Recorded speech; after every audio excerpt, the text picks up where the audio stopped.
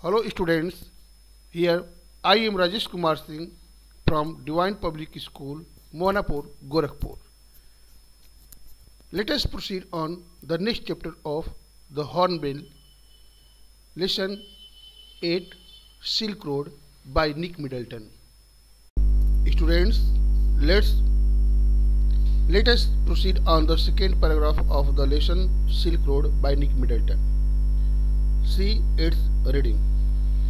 From the gently rolling hills of Rabu, the shortcut took us across vast open plains with nothing in them except a few gazelles that would look up from nibbling the arid pastures and frown before bounding away into the void.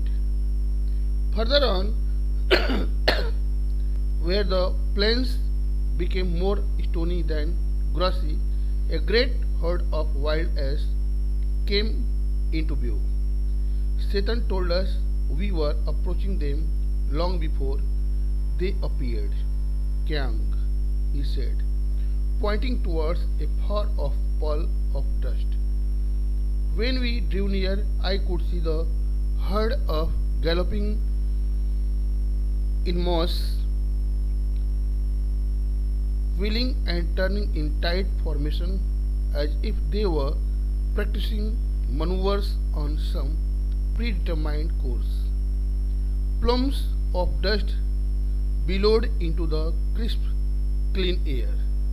As hills started to push up once more from the rocky wilderness, we passed solitary droghwas tending their flocks, sometimes men, sometimes women. These well-wrapped figures would pause and stare at our car, occasionally waving as we passed. When the track took us close to their animals, the sheep would take evasive action, veering away from the speeding vehicle. Students, see some words from this passage. Paragraph needs to be explained. Except means beyond the common, or here exception means beyond the common rule. Gazelles, a kind of beautiful deer, especially two-horned deer, is called gazelles.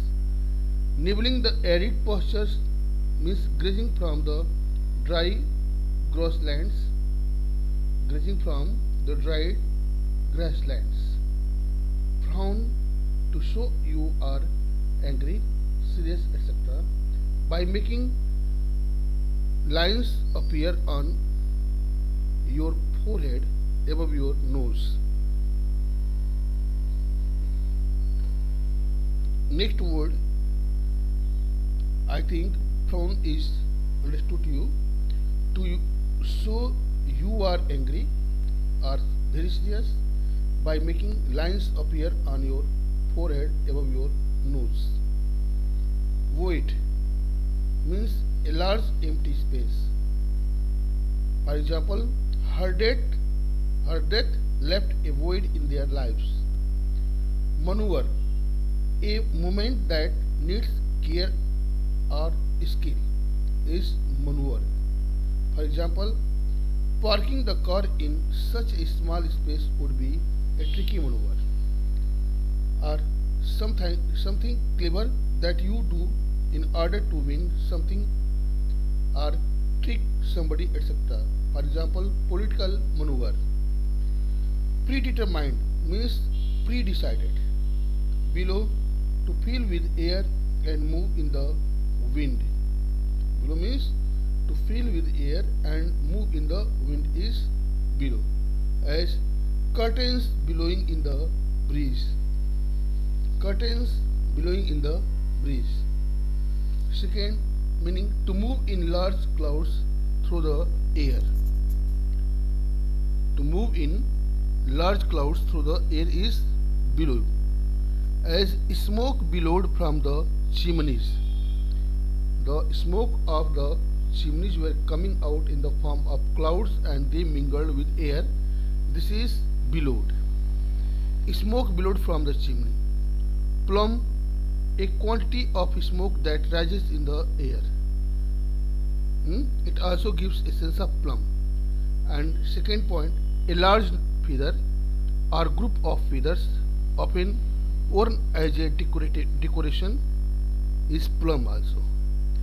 Evasive, trying to avoid something not direct. For example, Anu gave an evasive answer. Anu gave an evasive answer. Veer, to change direction suddenly. The car veered across the road and hit a tree. The car veered across the road and hit a tree. Students, now see its explanation. From the gentle slopes of the Rabu hills, the shortcut took them across the vast open plains containing nothing except a few number of gazelles, a kind of beautiful deer with two horns. This is a kind of beautiful deer with two horns, who were nibbling leaves from the little green plants of their dried pastures. These wild beautiful deer, seeing the author and his companions in car in their region, usually got disturbed, left their grazing leaves and looked at them angrily and then ran away, galloping into some deserted place. The narrator, along with his companions, moved on further and they found the plains were more stony than grassy, and they had a view of a herd of wild ass. Satan, the driver, told that they were reaching them long before they reached in their region of plenty. Satan said, "That's Kyaung," pointing towards a curtain of dust at a distance. When they reached near, then the author could see the herd of these wild asses were galloping in mosses, wheeling and turning in severe disciplinary array, as if they were practicing predetermined courses to gain some skill in martial arts. Feathers of dust were rising up and mixing into the clean air in the form of dusty clouds. As the route started to push up in the hills once more from the rocky wilderness, they passed by the solitary Drokbas, who were looking after flocks of sheep. Author describes here the simple psychology of the hill people. Sometimes men, sometimes women, who were well covered in clothes, would stop and look at their car, and sometimes they waved their hands as they passed them.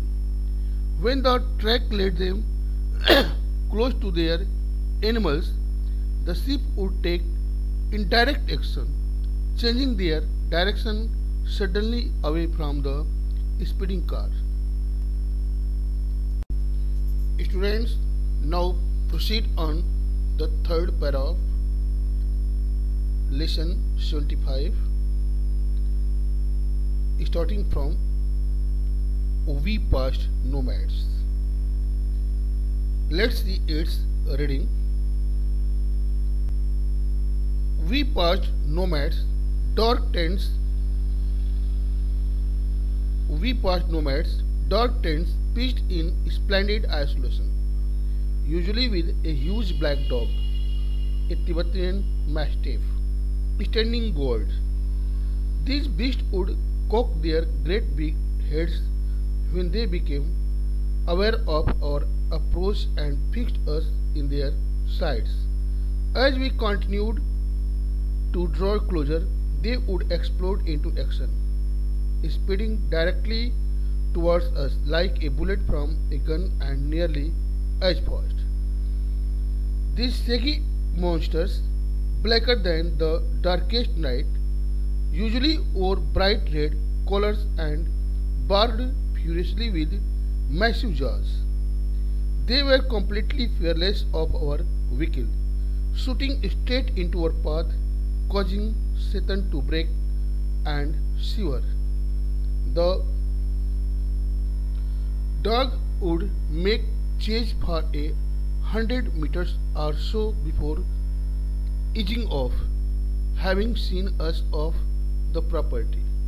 It wasn't difficult to understand why ferocious Tibetan Mastiffs became popular in China's imperial courts as hunting dogs, brought along the Silk Road in ancient times as tribute from Tibet. From Tibet.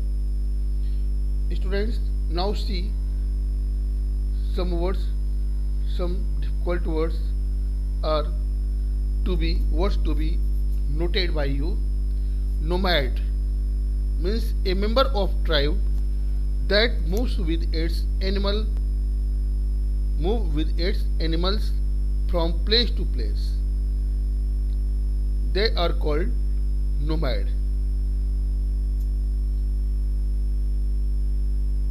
Splendid means very good. Excellent means very nice. What a splendid idea. What a splendid idea means what an excellent idea. Very impressive. Second meaning of it, splendid means very impressive. Let's see its use in words. The splendid royal palace. The splendid royal palace. Isolation, the state of being separate and alone, or the act of separating somebody or something is isolation. See in a sentence as example. He lived in complete isolation from the outside world. He lived in complete isolation from the outside world. Other meanings: loneliness, solitude, etc. Segi. Segi means it is often used about hair materials. Used about hair materials.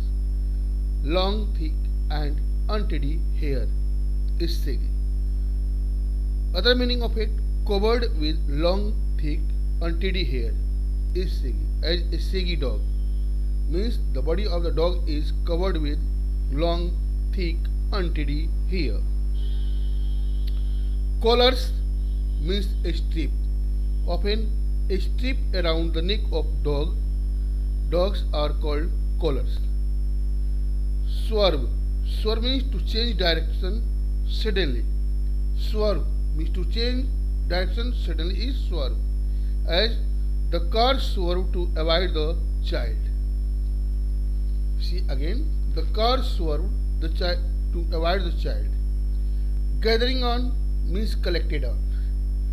Clogged with means block or became blocked with. Glinting, that is shining. Sunshine, that is sunlight. Trail means a series of marks in a long line that is left by somebody or something is called trail. Again, mind students, what is trail? As the troop follow the trail, the sniffer dogs follow the trail of the terrorist. Means a series of marks in a long line that is left by something. For example, a trail of blood or a trail of footprints. Meander. It is used about a river, road, etc. To have a lot of curves and bends is called meander. Used about a person or animal to walk or travel slowly without any definite direction is called meander. The meanders of a river. Now let us see its explanation. The author passed by the dark tents of the nomads which were pitched in the excellent solitudes, often with a big black dog, a breed of Tibetan Mastiff, stood as a guard in front of the tent's door. These huge massive beasts would raise out their great big heads when they felt the arrival of someone or something nearby their tents. According to the narrator, when these mastiff dogs became aware of their approach near the tent, they fixed them in their sights. As they continued reached closer, they would fire into action, first galloping towards them directly as a bullet from a gun. The speed of the dogs would be as fast as direct as the bullet itself. These huge massive dogs with long thick untidy hair were blacker than the darkest night. They often wore bright red collars around their neck. Those dogs often wore means put on bright red collars around their neck and barked furiously with their massive jaws. They looked fearless monsters. Those dogs looked fearless monsters. They were completely fearless of their vehicle, shooting straight into their path, causing Satan to apply brake, turn and change the direction suddenly.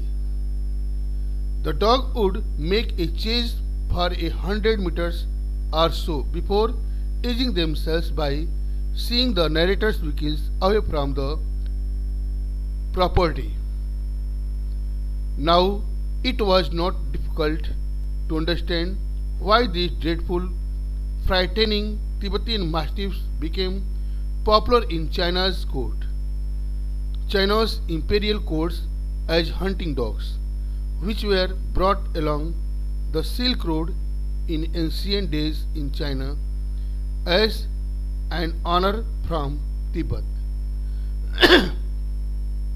By now, the author and his companions could see the snow-capped mountains in clusters on the horizon. By now, the author and his companions could see the snow-capped mountains in clusters form on the horizon. They entered a valley where the river was wide and mostly blocked with ice, which looked white brilliantly and shining in the sunlight.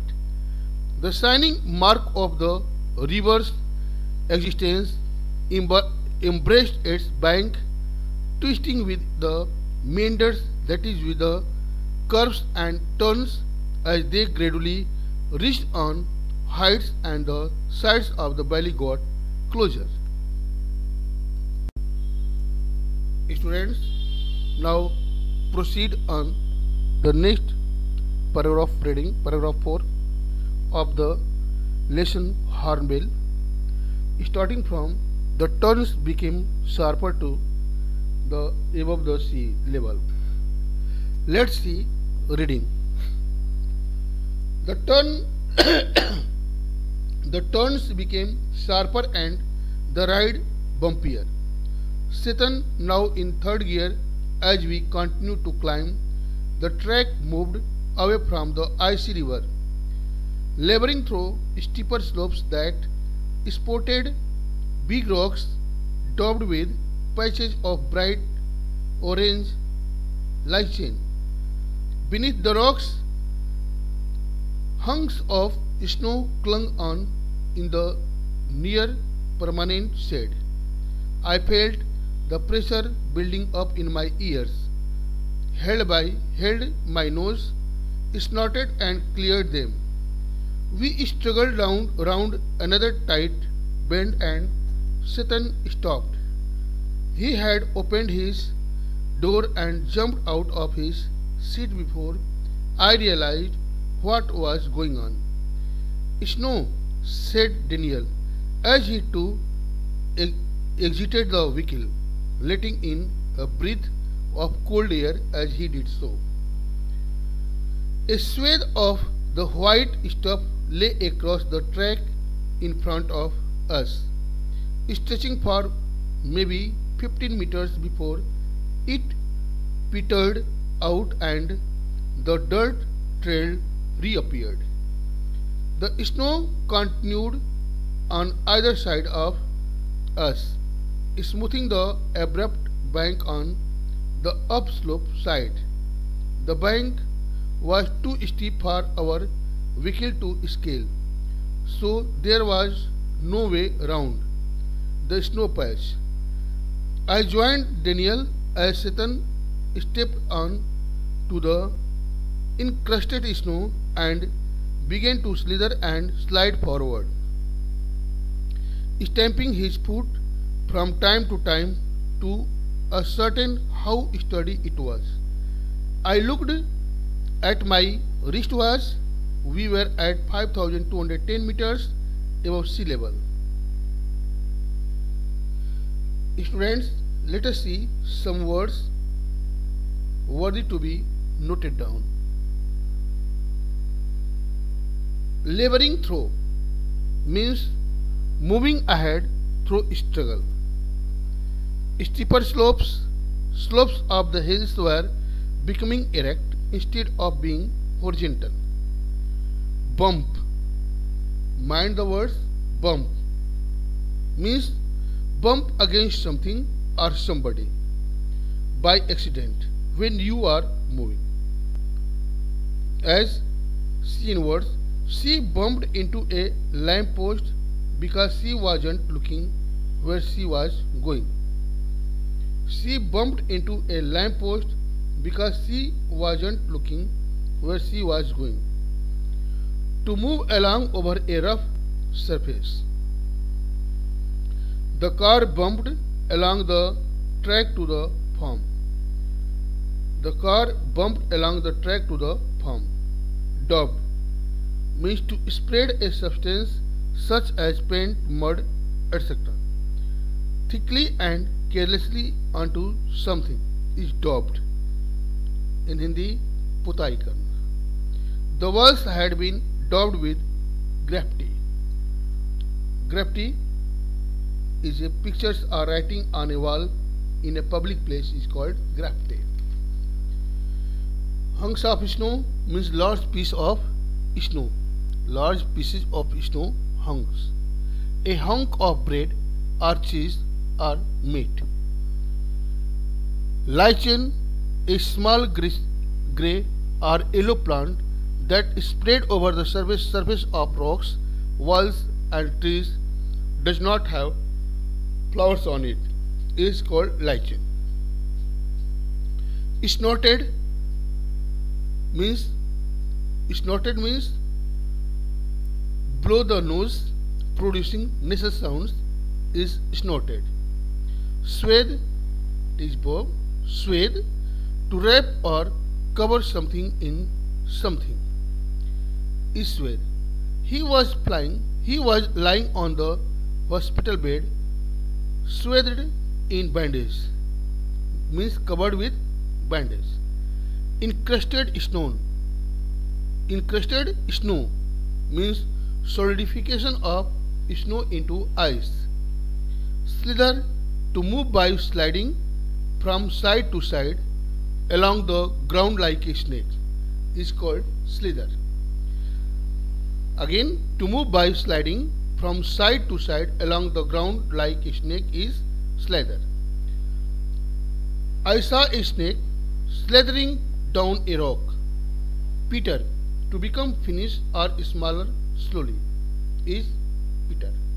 To become finished or smaller slowly. Expression, she adds explanation. The narrator describes his journey in the hills when they had gained height on the slopes of hills. When they moved ahead through that shortcut route, the bends and curves became sharper and the ride became very jerking due to the rough and rocky surface. Chetan, the driver, was now driving the car in third gear as they continued to climb the path. Now the track led us away, means the track led them away from the icy river, struggling through the steeper slopes that had big rocks painted roughly with the patches of bright orange light. Beneath the rocks, large pieces of snow hung on in the near everlasting shade. Here at that height of the hills, the narrator felt the pressure of building up in his ears. The pressure of building up in his ears. He held his nose, blew it hard, producing nasal sounds, and cleared them. The narrator and his companions struggled round another sharp curve, and then Chetan stopped the car abruptly.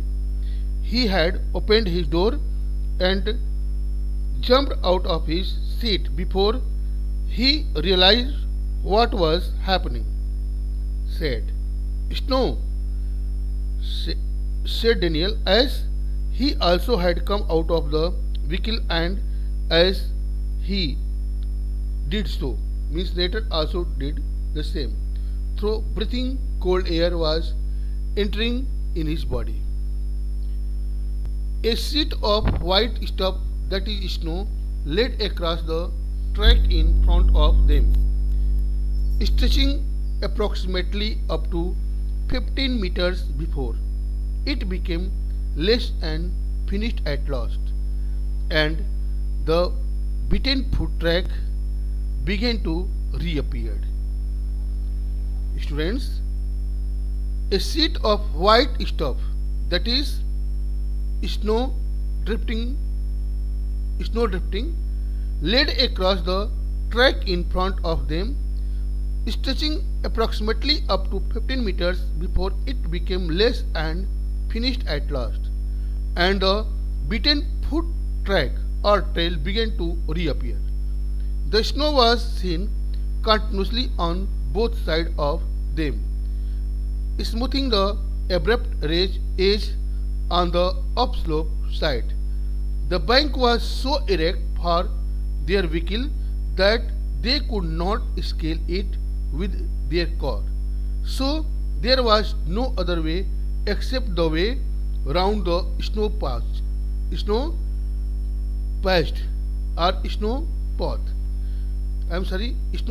path. The narrator too joined Daniel as Chetan stepped on to the encrusted snow and began to slither and slide forward, stamping his foot from time to time to ensure how strong it was.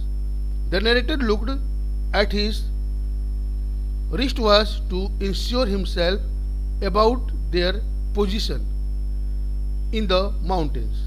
They were at the height of 5,210 meters above the sea level.